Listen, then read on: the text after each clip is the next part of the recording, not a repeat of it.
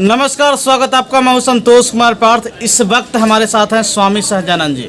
इनसे हम जानेंगे कि हिलसा नगर परिषद का जो चुनाव होने वाला है, सहगर्मी तेज हो गया हिलसा में, क्या कहेंगे और किस प्रकार से चुनाव हो रहा है, बताइए। अभी सबसे पहले जो है नगर परिषद का चुनाव का पहला जो है हमसे प्रेस कॉन्फ्रेंस करने के लिए जो है हमारे संवादक जो है संतोष भाई को बहुत बहुत धन्यवाद देता हूँ।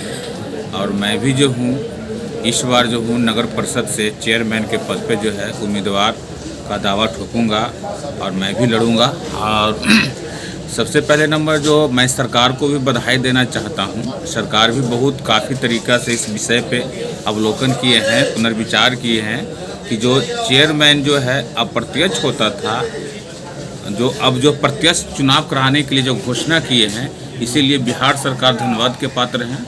उन्हें मैं बहुत बहुत धन्यवाद देता हूं कि जनहित की बात है, जनहित में सोचने का काम किए हैं। इसलिए बिहार सरकार को मैं बहुत धन्यवाद देता हूं कि जो प्रत्यक्ष चुनाव हो रहा है इसके लिए मैं बिहार सरकार को माननीय नीतीश बाबू का आभार प्रकट करता हूं। बाजारों में क्या सहगर्मी है चुनाव? बाजारों में सहगर्मी है कि अब जो है लोगों को उम्मीद जागा है कि जो प्रत्यक्ष जो चुनाव है डायरेक्टली जो जनता के द्वारा चुने हुए जाएंगे लोग, उन पर लोगों को अब विश्वास लग रहा है कि अब मुझे कुछ वार्ड में जो है कुछ विकास और तरक्की करेगा। पहले जो जनप्रतिनिधि के द्वारा जो चुनाव होता था, जो अप्रत्यक्ष होता था, तो प्रत्यक्ष में जो है उसमें कुछ कालाबाजारी का काम होता था और उसमें जनताओं को जो है विकास होना संभव वाली बात नहीं होता था। और इसलिए जो अब जो प्रत्यक्ष जो चुनाव हो रहा है, डायरेक्टली जो चुनाव जनता के द्वारा चुना जाएगा, इसमें जनता को उम्मीद जागा है कि अब मुझे वार्डों का विकास होगा, शहर का विकास होगा और तरक्की होगा हमारे जगह का। पहले जो चुनाव होता था वो पार्षद ही मुख्य पार्षद बनाते थे, क्या लगता है वो चुनाव है, इसमें कितना अंतर है?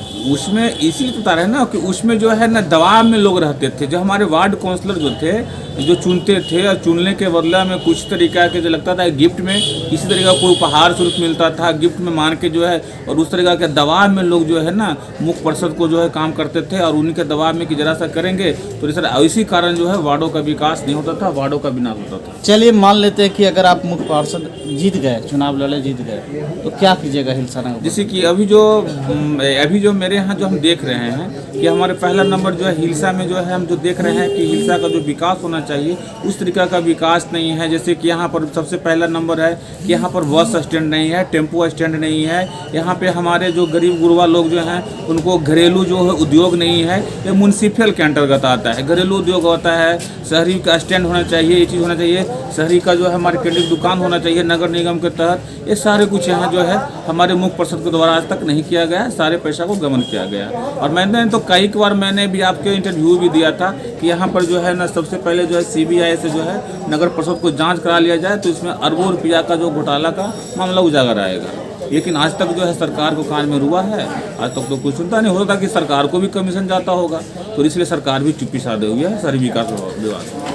तो क्या लगता है कि नगर परिषद का चुनाव इस बार काफ़ी दिलचस्प? हाँ, नगर परिषद का जो चुनाव जो होगा दिलचस्प होगा और लोगों को आशा जागा है कि अब मुझे जो है विकास होगा और शहरों को जो है विकास की तरक्की पर जाएंगे।